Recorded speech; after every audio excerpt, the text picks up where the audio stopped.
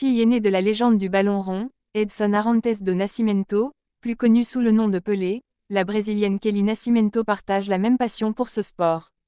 Installée à New York depuis le milieu des années 1970, Nascimento, ancienne responsable de projets artistiques, est devenue, progressivement, une activiste, une voix importante pour le football, et le sport féminin en général, et son expertise est demandée aux quatre coins de la planète.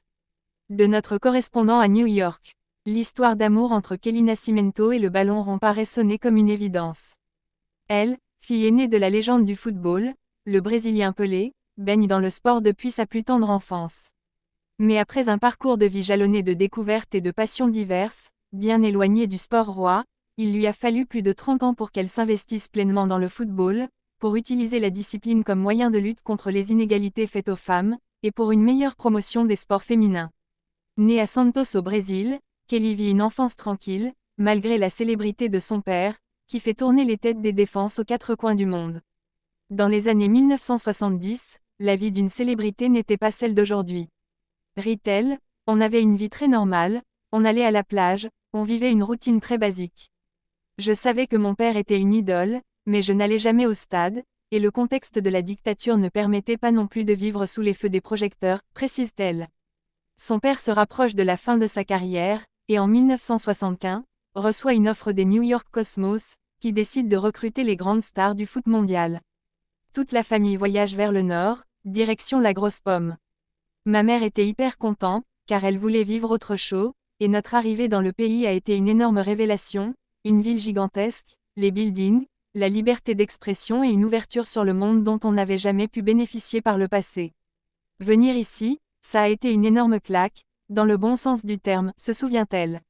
L'envie de s'engager, d'être active pour les autres.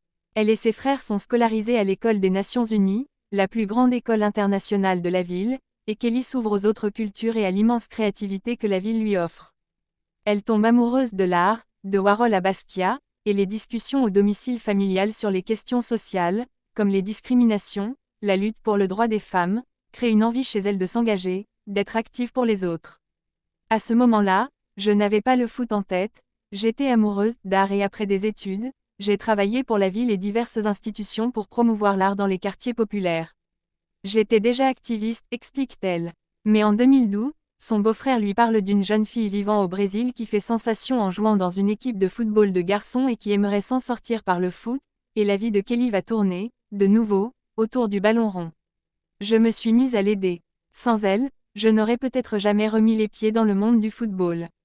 Ça a été un moment clé qui m'a poussée à m'investir dans ce sport, sans imaginer que je serais aujourd'hui l'une des voix qui comptent dans le football féminin et la lutte contre les inégalités de genre dans le sport, précise la brésilienne. Nascimento ne sait pas encore que son avenir vient définitivement de se tourner vers le ballon rond, et l'activiste brésilienne décide de s'engager à fond dans cette voie.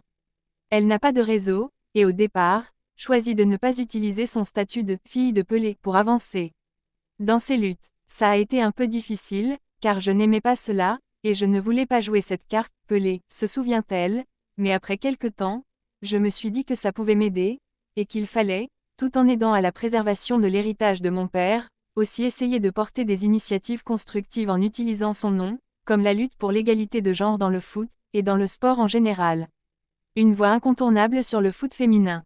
Elle décide de créer une entreprise, The Impact Game, qui aide les athlètes, les structures sportives à s'investir dans les questions sociales, et elle est submergée de demandes pour s'exprimer sur le sujet des femmes dans le sport dans de grandes institutions, comme l'ambassade de France aux États-Unis, la FIFA, mais aussi la puissante ONG Laureus, qui soutient des centaines de projets de développement par le sport à travers le monde, l'université de Cornell, au Qatar, au Brésil, et Tidstalk lui propose d'organiser des discussions sur la diplomatie et l'émancipation des femmes par le sport. Elle devient proche des stars féminines du foot mondial, comme les légendes Formiga et Marta, et elle devient une voix incontournable sur le foot féminin, une activiste puissante dans le milieu. Femme touche à tout, elle produit et réalise également un documentaire Warriors of the Beautiful Game, Guerrières du beau jeu, qui doit sortir dans le courant de l'année, et a rejoint récemment la fondation Hadaf Global, Qatar, un réseau de consultants qui aide au développement par les projets liés au sport. On ne m'a jamais forcé à me retrouver dans cette position, mais je m'y sens comme un poisson dans l'eau, explique-t-elle. Être activiste, curieuse et combattre les inégalités, ça m'a toujours passionnée, et je me sens capable d'aider à faire la différence, et je continuerai à me battre, tout le temps. Nommé responsable des projets sociaux sportifs de promotion des minorités dans l'État de New York et du New Jersey pour la Coupe du Monde 2026, qui aura lieu en partie aux États-Unis, Nascimento sait que beaucoup de travail reste encore à faire, malgré les évolutions depuis plus d'une décennie dans le milieu. Beaucoup de choses ont changé, les indemnités pour les joueuses de l'équipe nationale sont identiques à celles des hommes, les bourses d'études pour les filles sont plus nombreuses, et le championnat féminin génère de plus en plus d'argent. Tout cela sont des signes de croissance et que la société supporte le sport féminin, insiste-t-elle, mais il reste encore beaucoup de chemin à faire, et je veux aider à ce que la cause avance encore et toujours. Ali Ross.